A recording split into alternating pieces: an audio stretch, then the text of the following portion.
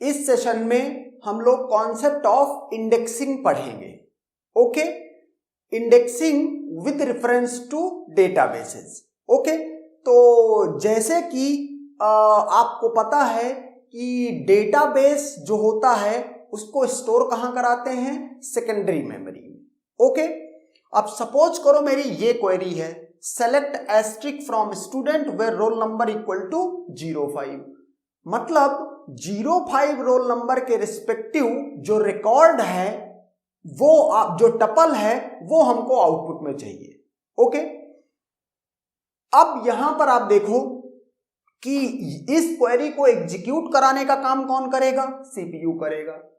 CPU कभी भी hard disk से डायरेक्ट इंटरैक्ट नहीं करता है, या कह लो सेकेंडरी मेमोरी से डायरेक्ट इंटरैक्ट नहीं करता है। क्यों? क्योंकि सेकेंडरी मेमोरी बहुत स्लोअर होती है। ओके, तो सीपीयू इंटरैक्ट करता है रैम से। इसका मतलब अगर मैं कहूं कि यहां पर इस क्वेरी का आउटपुट चाहिए, तो जो ये स्टूडेंट टेबल है, स्टूडेंट टेबल कहां स्टोर है? ये स्टूडेंट टेबल है। ओके, और ये स्टूडेंट टेबल कहां स्टोर है? सेकेंडरी मेमोरी में। अब अगर इसको सीपीयू इस टेबल को डेटा इनपुट में लेता है और एग्जीक्यूट कराता है और 05 के रिस्पेक्टिव रिकॉर्ड प्रोड्यूस करता है, तो ये पूरी की पूरी सेकेंडरी मेमोरी में जो स्टूडेंट टेबल स्टोर है, इसको ब्लॉक बाय ब्लॉक रैम में आना होगा। जो मतलब सेकेंडरी मेमोरी और रैम के बीच में या मेन मेमोरी के बीच में जो डेटा का ट्रांसफर होता है वो ब्लॉक बाय ब्लॉक होता है। ओके, तो जो रिक्वायर्ड डेटा हमको चाहिए, अगर इस पे एग्जीक्यूट कराते हैं आप क्वेरी को, ठीक है, तो इसके ब्लॉक बाय ब्लॉक को रैम में आना होगा, सीपीयू एग्जीक्यूट करेगा। जैसे ही 05 के रिस्पेक्टिव रिकॉर्ड मिल जाएगा, आउटपुट करवा देगा। तो उस केस में क्या हो रहा है? वर्स्ट केस में कि जो ये स्टूडेंट टेबल है, इसमें देखो मैंने B1 से लेके B40 तक ब्लॉक बनाए हैं। एक ब्लॉक में 2 रिकॉर्ड। ओके, और रिकॉर्ड सबका साइज इक्वल है। तो यहां से आप अगर देखो तो 40 ब्लॉक्स को रैम में ट्रांसफर करना पड़ेगा। ओके, यहीं पर एक कॉन्सेप्ट और मैंने आपको बताया है, इनपुट आउटपुट कॉस्ट। तो इनपुट आउटपुट कॉस्ट क्या है? The number of blocks required to transfer from secondary memory to main memory to access some data.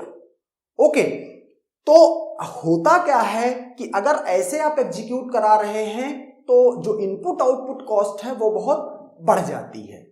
Okay, तो अब इसी इनपुट आउटपुट कॉस्ट को हमको क्या करना है? समहाउ रिड्यूस करना है।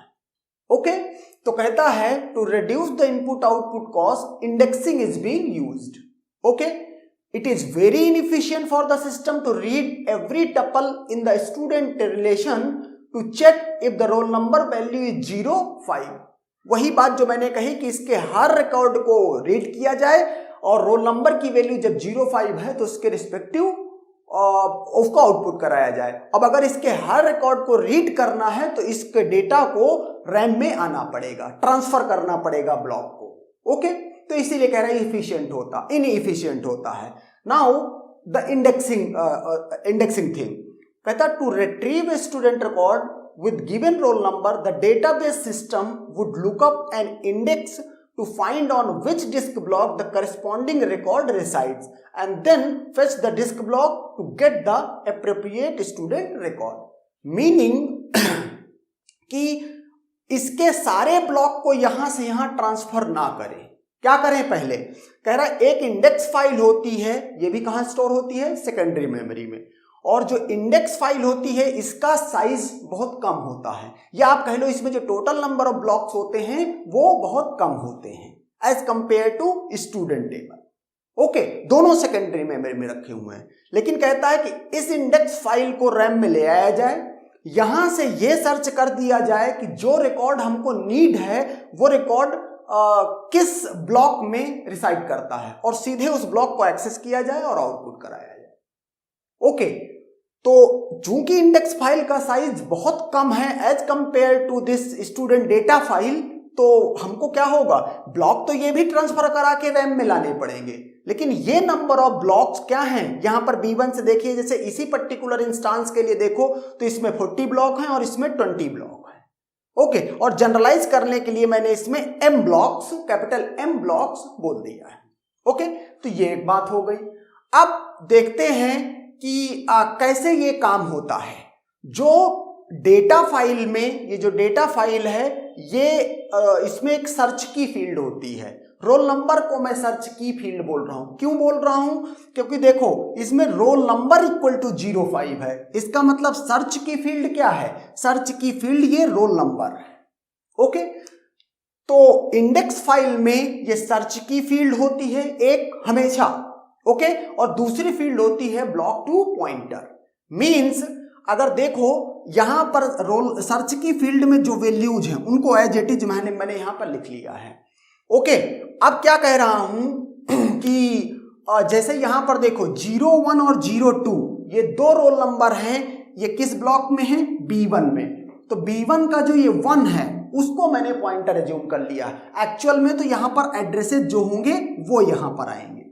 ओके, 03 और 04 रोल नंबर के रिस्पेक्टिव B2 ब्लॉक है, तो यहां पर मैंने 2 ब्लॉक नंबर लिख दिया है और इसी को बोल रहा हूं ब्लॉक टू पॉइंटर। एक्चुअल में तो ये 2 के रिस्पेक्टिव एड्रेस आएगा, ब्लॉक के बिगिनिंग का एड्रेस। ओके, और 0506 ब्लॉक नंबर 3 है तो उसके रिस्पेक्टिव 3 लिख दिया, and so on. Okay, means अगर ये वो होगा तो ये ब्लॉक नंबर 1 और ये हुआ तो ब्लॉक नंबर 1। ओके, ये 2 हुआ तो ये बिगिनिंग में ये यहां जाएगा और ये बिगिनिंग में ये यहां जाएगा। 3 हुआ तो ये बिगिनिंग में यहां जाएगा, ऐसे करके। तो एक तरह से यहां पर हम क्या करने वाले हैं, अब ये जो मतलब जो वैल्यूज हैं सर्च की फील्ड में, ओके, इस पे हम अप्लाई करेंगे क्या, बाइनरी सर्च।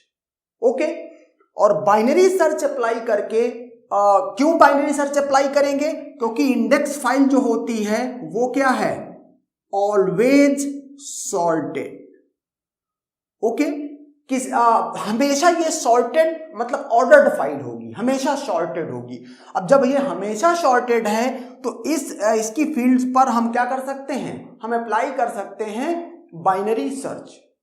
ओके, अब चूंकि इसमें M ब्लॉक्स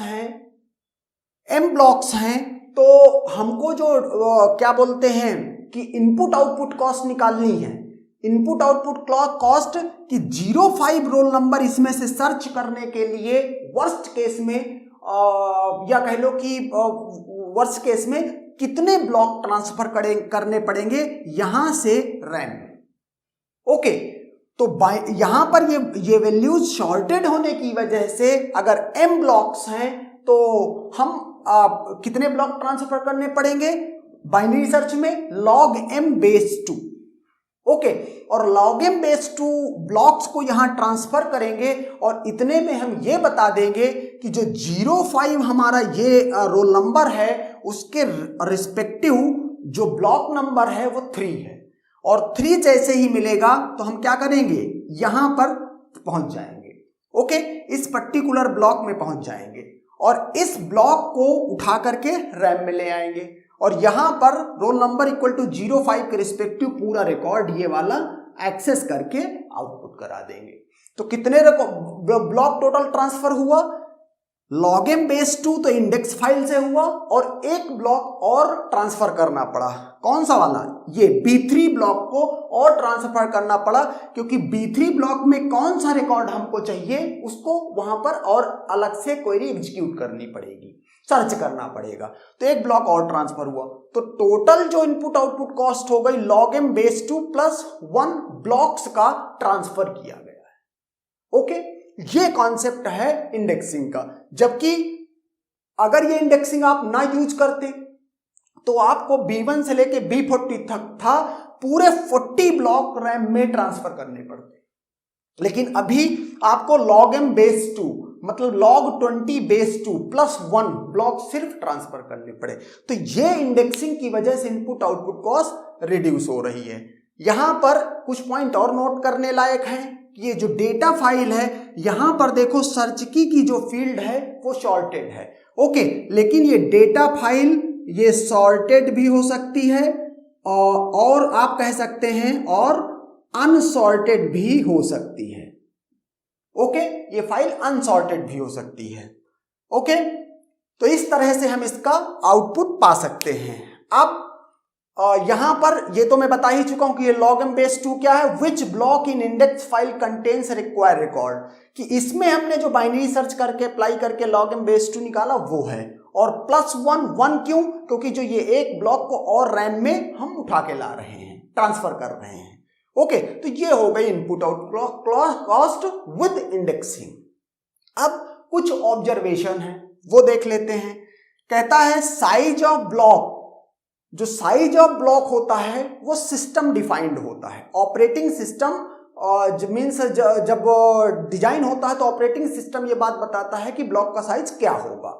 तो चाहे फिर वो डेटा फाइल हो या फिर वो इंडेक्स फाइल हो, ब्लॉक का साइज दोनों में सेम रहेगा। वही लिखा हुआ है, डेटा फाइल और इंडेक्स फाइल का ब्लॉक साइज सेम रहेगा।